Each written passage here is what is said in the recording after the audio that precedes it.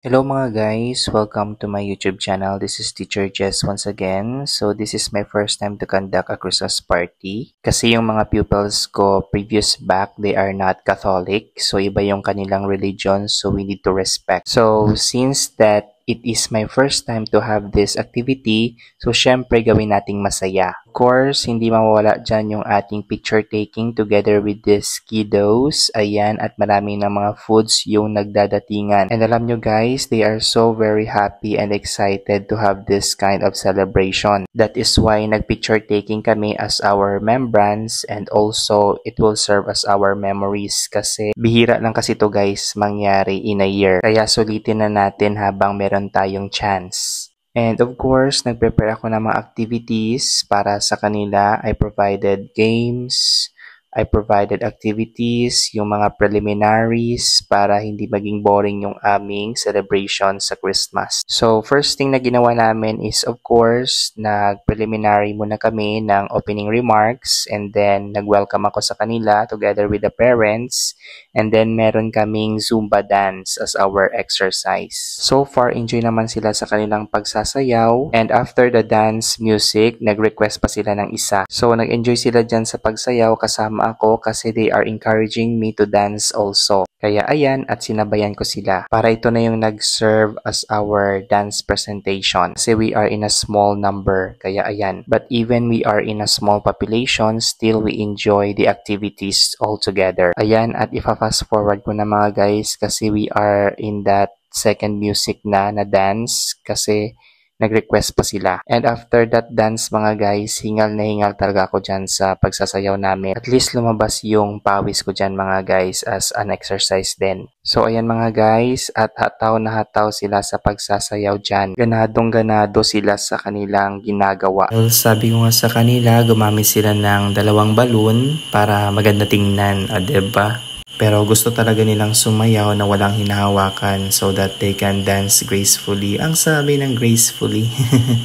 Pero masarap talaga mga guys sa feeling kapag buo sila kasi the more the merrier. Mas masaya kapag marami.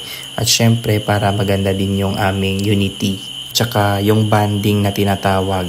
O diba? Pero sige lang, kahit konti lang sila, at least nag-enjoy sila. So, fast forward na natin. So, hindi ko na na-videohan yung iba pa namin ginawa. And then, nag-request sila kaagad ng exchange gift. Which is, they are so very excited na mangyari ito. Na yung request nila sa akin na mag-exchange gift na kahit nasa middle pa kami ng games. Then, after namin mag-exchange gift, nag-request ako sa kanila. Nag-countdown kami na i-open yung kanilang mga na-receive na gifts coming from their classmates. So, ayan mga guys, they are smiling and yung iba is curious of they receive na mga gifts, kung ano ito. So, ayan, tinatry nila kung ano talaga yung laman ng kanilang na-receive na gifts. Then, after namin mag-exchange gift, ayan, and we decided to eat na kasi I know na gutom na kami. So, pinauna ko muna sila dyan kasi I know na gutom na yung mga pupils, especially sa pag-provide ko ng mga games and other activities,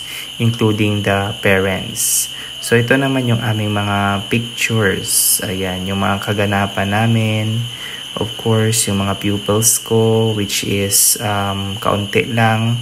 But still, we enjoy the moment, spending our time together with Christmas party. So, ganyan ako guys mag-treasure ng mga pictures and remembrance with my pupils or learners. I am putting importance for it.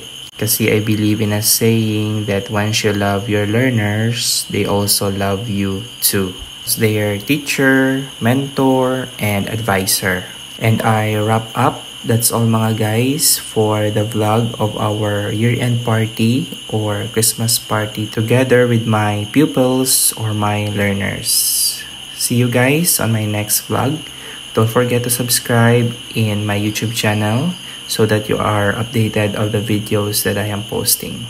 God bless and advance Happy New Year. See you on my next vlog. And thank you for watching.